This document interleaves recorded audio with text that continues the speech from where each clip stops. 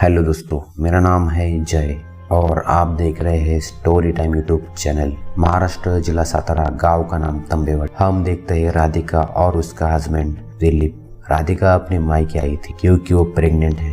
घर पर आते ही राधिका की माँ और उसकी ननद सुलवा उनका स्वागत करते, लेकिन तभी स्वागत करते समय थाली में जो दिया था वो बुझ जाता है और उसके बाद जो नारियल फोड़ते हैं वो भी सड़ा हुआ निकलता है। इन सारी बातों को राधिका की माँ ना जाने क्यों अनदेखा कर देती है, लेकिन ये देखकर सुलभा कुछ खुश नहीं थी। घर में आने के बाद राधिका का पति राधिका का ख्याल रखिए ऐसा कहता है, क्योंकि इसके पहले भी राधिका प्रेग्नेंट रह चुकी है, लेकिन उसके साथ कुछ दुर्घटना हुई जिस कारण उसका बच्चा एक्सपायर हो गया। रात 10 बजे के पहले पितृपक्ष लग जाएगा, इसलिए राधिका का पति आज अपने शहर वापस काम पर चला जाएगा। यहाँ पर सुलभा भी, जिसे 3 साल हो गए लेकिन बच्चा नहीं हुआ, इसलिए सुलभा हमेशा खामोश रहती है और सुलभा की सास उसे हमेशा डांटती रहती है। सुलभा का पति सूरज यानी कि राधिका का भाई पंडित जी के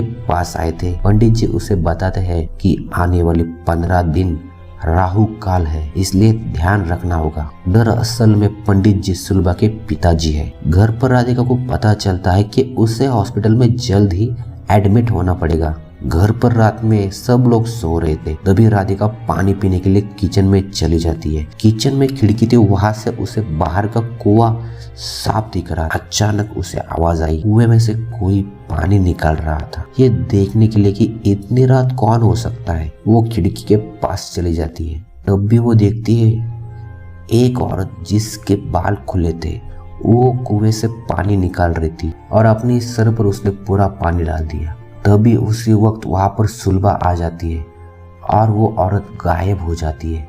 ये देखकर राधिका बहुत डर जाती है। वो सुलभा से डरने लग जाती और अपने माँ के पास जाकर सो जाती है। दूसरे दिन राधिका को एक नर्सिंग होम में एडमिट कर देते हैं, जो कि बहुत ही पुराना हॉस्पिटल था और गांव से दूर था। वहां पर लोग भी कम थे। वहां पर एक बूढ़ी औरत थी, शांता काकू, जो कि राधिका की ही माँ की दोस्त थी और सालों पहले दोनों इसी हॉस्पिटल में काम करते थे। ये सुनकर राधिका को अच्छा लगता है कि कोई तो है जो राधिका के हॉस्पिटल में केयर करेगा, लेकिन ना जाने क्यों राधिका को हॉस्पिटल में कुछ अच्छा नहीं लग रहा था, इसलिए वो वापस घर पर आ जाती है।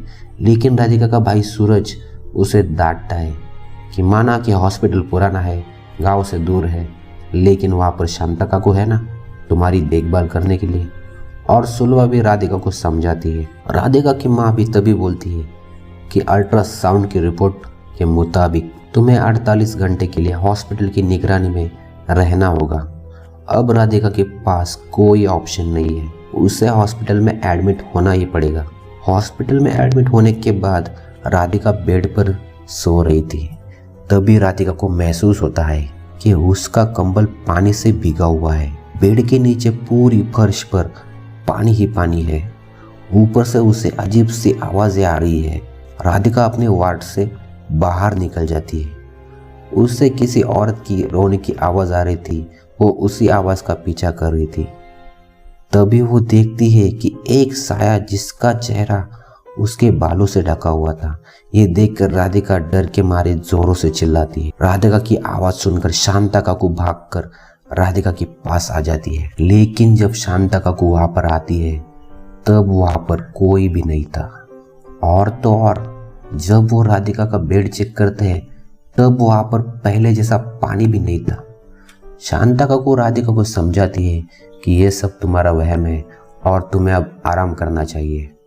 राधिका फिर ये सब वहम समझकर सो जाती है। तब भी वहां पर वो साया वापस आ जाता है और वहां की मोमबत्ती बुझ जाती है। दूसरे दिन वहां पर सुलभा राधिका के लिए नाश्ता लेकर आई थी। तभी वो देखती है कि उसकी सास और शांता काकू कुछ बात कर रहे थे। अचानक से एक दिन में राधिका ऐसे दिख रही थी जैसे कि उसका 9वां महीना चल रहा था। सुलभा राधिका के पास जाती है। तब वो नोटिस करती है कि राधिका का बिहेवियर बहुत बदल गया है और राधिका अपने ही पेट को देखकर बहुत खुश है। ये बातें सुलभा को कुछ परेशान कर रही थी। राधिका का ये अचानक से बदल जाना गड़बड़ लग रहा था।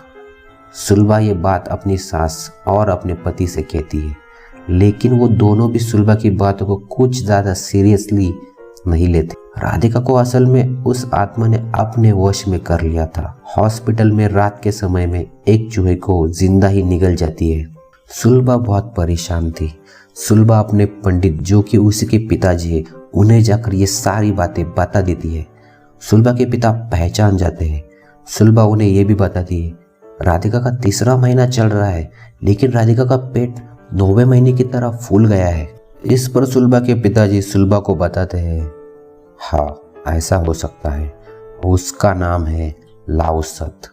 अगर वो कोई आत्मा है तो वो लाउसत ही होगी। जब कोई गर्भवती स्त्री बच्चे को जन्म देते हुए मर जाए तो उसकी आत्मा लाउसत या गोदी गर्भवती कहलाती है। सुलभा इन बातों को मानना नहीं चाहती थी, लेकिन उसके पिताजी उसे समझाते हैं अगर उजाला है तो अंधेरा भी है, अगर देव है तो दैत्य भी है। ये समझने के बाद सुलभा ये सारी बातें राधिका के पति को यानी कि दिलीप को बता देती है। दिलीप तुरंत ही हॉस्पिटल के लिए निकल पड़ता है और वो हॉस्पिटल रात में पहुंच भी जाता है, लेकिन वो आत्मा राधिका के पति को मार देती है। आज की रात पितृपक्ष की आखिरी रात थी। सुलभा को आज कुछ भी करके राधिका को बचाना होगा। वो उसके पिताजी का दिया हुआ पंचरत्न का जल लेकर उसी नर्सिंग होम के लिए निकल पड़ती है, लेकिन वहां पर पहले से ही राधिका के पास शांता काकू, राधिका की माँ और उसका भाई सभी वहां पर ही थे। तभी शांता काकू राधिका से कहती है, राधिका ध्यान से सुनो, 10 साल पहले इसी हॉस्पिटल में मेरी बेटी नम्रता की मौत हो गई थी। उसकी डिलीवरी इसी लक्ष्मी ने की थी, यानी कि तुम्हारी माँ ने, और डिलीवरी के दौरान माँ और बेटे दोनों खत्म हो गए थे और तभी से लक्ष्मी को श्राप मिला था कि उसके बेटे के साथ उसका वंश खत्म हो जाएगा और तुम्हें नम्रता के लिए और अपने परिवार के लिए अपनी और अपने बेटे की बलि चढ़ानी होगी। यानी कि राधिका के माँ और उसके भाई को ये सब पहले से पता था और उनका ही प्लान था ताकि उसके भाई को बेटा हो और उनका वंश आगे बढ़ सके।